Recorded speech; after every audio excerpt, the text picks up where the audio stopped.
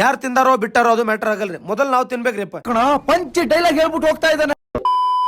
ಜೈ ಶ್ರೀರಾಮ್ ಅಂತ ಮುಂಜಾನೆ ನಾನು ಹೆಲ್ಮೆಟ್ ಹಾಕೊಂಡು ನಿಮ್ಮೆಲ್ಲರಿಗೂ ನಮಸ್ಕಾರ ಮಾಡ್ಕೊಂಡ ಸೀದಾ ಹೊಂಟ್ಬಿಟ್ಟಿನ್ರಿ ಇವತ್ತು ಸ್ಟೋರ್ ಕಡೆ ರೀ. ಹೊರಗಡೆ ಬಂದ್ ರಾಜವಲಿ ಮೇಲೆ ಕುಂತಿನ ನೆನಪತ್ರಿ ನಾನು ಇಂಪಾರ್ಟೆಂಟ್ ಇರೋ ಫೋನ್ ಒಳಗಡೆ ಬಿಟ್ಟಿನಂತ. ಅದೇ ರೀ ನಮಗೆ ಡ್ಯೂಟಿಗೆ ಇಂಪಾರ್ಟೆಂಟ್ ಇರೋ ಫೋನ್ ರೀಪ್ಪ. ಹಂಗ ಚಾವಿ ತೆಗದ ನಮ್ಮ ಇಲ್ಲಿ ಚಪ್ಲಿ ಬಿಟ್ಟ ಒಳಗಡೆ ನೋಡಿದ್ರ ಲೈಟ್ ಆಫ್ ಮಾಡಿದಿಲ್ರಿಪ್ಪ. ಹಂಗ ಹಾಕಿರೋ ಚಾರ್ಜರ್ ತೆಗದ ಲೈಟ್ ಆಫ್ ಮಾಡ್ಬೇಕ್ರಿ, ಇಲ್ಲಾಂದ್ರೆ ಲೈಟ್ ಬಿಲ್ ಜಾಸ್ತಿ ಬಂತಂದ್ರ ಅಪ್ಪ ಕಾಲ್ ಮರಿ ತಗೊಂಡ್ ಹೊಡೆಯೋದ್ ಗ್ಯಾರಂಟಿ ರೀ.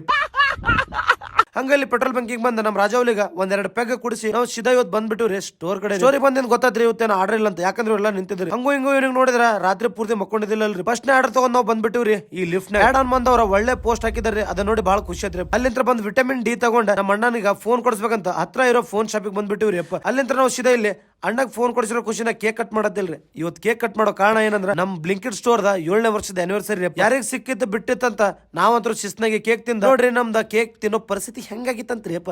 ಮತ್ ಬರ್ತೀನಿ ಎಲ್ಲರಿಗೂ ಬಾಯ್ ರೀ. ಇಷ್ಟ ಹೇಳಕ್ ಇಷ್ಟಪಡ್ತೀನಿ. ಓಕೆ ಫ್ರೆಂಡ್, ಬಾಯ್.